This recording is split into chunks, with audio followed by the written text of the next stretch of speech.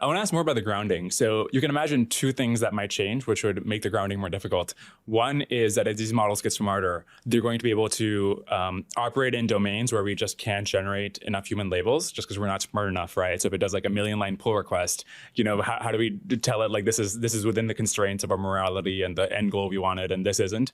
Well, look, I think if the grounding, if it's not properly grounded, the system won't be able to achieve those goals properly, right? I think so. I think in a sense, you sort of have to have the grounding, or at least some of it, in order for a system to actually achieve goals in the real world.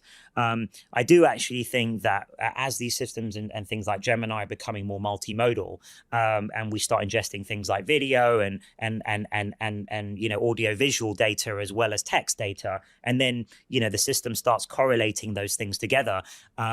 I think that is a form of proper grounding, actually. So I do think our systems are going to start to understand, the physics of the real world better. And then one could imagine the active version of that is being in a very realistic simulation or game environment where you're starting to learn about what your actions do in the world, and how that affects the world itself, the world state itself, but also what next learning episode you're getting. So these RL agents we've always been working on and pioneered, like AlphaZero and AlphaGo, they actually affect their active learners. What they decide to do next affects what the next learning piece of data or experience they're going to get. So there's this very interesting sort of feedback loop. And of course, if we ever want to be good at things like robotics, we're going to have to understand how to act in the real world.